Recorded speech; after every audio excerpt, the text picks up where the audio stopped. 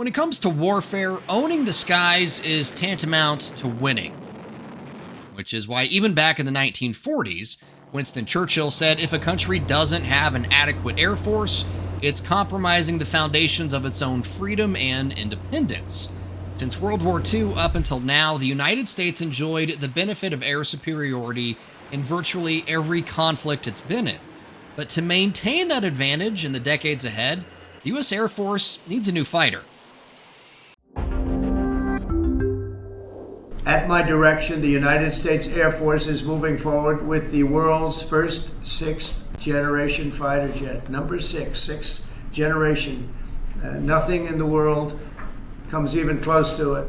In March, President Donald Trump gave the green light for the Air Force to proceed with plans to build its next-generation air dominance fighter, or NGAD.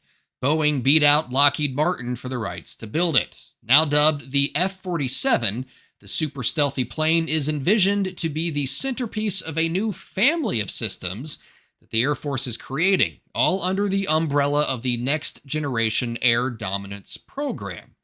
But other than a few artist renderings, the world at large still doesn't know much about the plane, and that's intentional. The U.S. doesn't need its adversaries poring over images of classified programs. One of the biggest intel dumps on the project came when Air Force Chief of Staff General David Alvin posted this infographic to social media. It says the NGAD will have a range of around 1,000 nautical miles, a top speed more than Mach 2, will be operational by 2029, and at least 185 planes are planned for production, matching the number of F-22s currently in the Air Force fleet.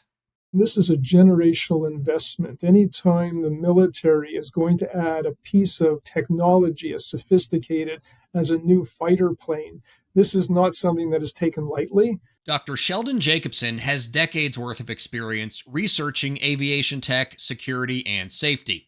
He also worked on several projects with the Air Force's Office of Scientific Research. The security terrain around the world has been changing over the last several decades. And right now, our near-peer adversary is China. And China is investing tremendously in technologies, in their weaponry, ultimately to catch up with us. And intelligence suggests, and this is all public knowledge, that they're getting closer. As a result of that, that next quantum leap up in technology is critical so that we move to the next generation of fighter plane, as well as a capability, which is really the most important thing, so that the United States can stay ahead. But staying ahead is going to cost money. Lots of it. Last year, the Air Force paused the NGAD program after the price per plane topped $300 million. And if the USAF buys 185 like it says it wants to, then the overall price tag of the NGAD program quickly balloons to well over $55 billion. But reality gets a vote too. At the end of 2024, China's People's Liberation Army Air Force, or PLAF, made headlines when these videos popped up on Chinese social media. They show what China claims to be its own sixth-generation aircraft. The video quality isn't stellar, and it's hard to get an idea of an aircraft's true capabilities without more investigation, but there's no denying China is investing heavily in its own aircraft, which will be used by a military purpose-built to deny the United States from operating in the Indo-Pacific. So for Jacobson and others, including President Trump, the cost of allowing China to surpass the U.S. in air dominance is simply too great to bear. So, what will the next generation air dominance fighter be able to do? Well, for starters, it will allow pilots to worry less about flying and focus more on battle management, a concept already familiar for F-35 pilots. I have buddies that fly the F-35 that flew the Hornet with me that are like, dude, I'm tech support. I'm a systems monitor. I mean, hell, even landing aboard the boat is push a button. You know, landing aboard the boat manually in these airplanes is an emergency. Matthew Wiz Buckley is a former naval aviator and Top Gun graduate.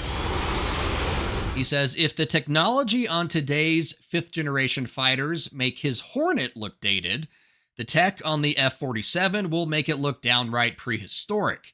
Because NGAD is less about the individual pilot and more about how that pilot can be a quarterback in the sky to a team of smaller unmanned drones, known as Collaborative Combat Aircraft, or CCAs. CCAs will take on a number of different missions. They could forward deploy as advanced sensor stations, send out fake signals as a diversion, or fly as a munitions mule and carry extra firepower for the human pilot. Anduril and General Atomics ASI were both selected to field models of CCA for testing. So with the F-47, if you come into the merge with an enemy aircraft, everything went wrong. With this type of technology, we know when the enemy pilots wake up, what time their alarm was set for, what they ate for breakfast, and when they're taxiing for takeoff. With the F-47, the enemy pilots or targets should be dead and not even know they're dead. I'm excited that the nation's investing in air dominance, and giving the next generation the same opportunities I had. Chris Gentile flew F-22 Raptors for the Air Force before finding his way to Merlin Labs, where he now helps develop some of the autonomy the F-47 and its CCAs may eventually use. What I see about the whole industry, whether it's autonomy, the F-47 or similar, it just represents a commitment to, the way America, wants to project power and deter conflict. We're going to be responsible about fielding autonomy, things like CCAs. That means there's going to have to be humans close enough to exercise control over these assets. And we want those humans to be as survivable, as informed, as capable as possible. And, I think sitting in the cockpit of an F-47 is a good start to that. Like I said earlier, a lot of the characteristics of the NGAD are still unknown. Like, will it be tailless? Will it be a delta wing design? Will it have canards? No one outside of a handful of folks at Boeing and the Air Force really know, which is why we had to take some liberties with the artist renderings we've been showing during this video. Hat tip to Dakota Patillo, by the way, for creating such cool images.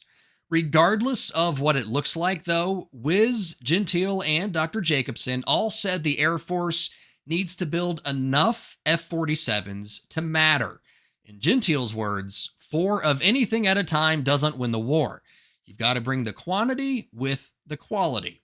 As far as when the Air Force will bring that quantity and quality, General Alvin said several times the F-47 will fly during President Trump's term. Whether that means a couple of platforms fielded for testing or full-on, full-rate F-47 production remains to be seen. Hey, if you like reporting like this and want to get more of it, you can. Just download the Straight Arrow News app today.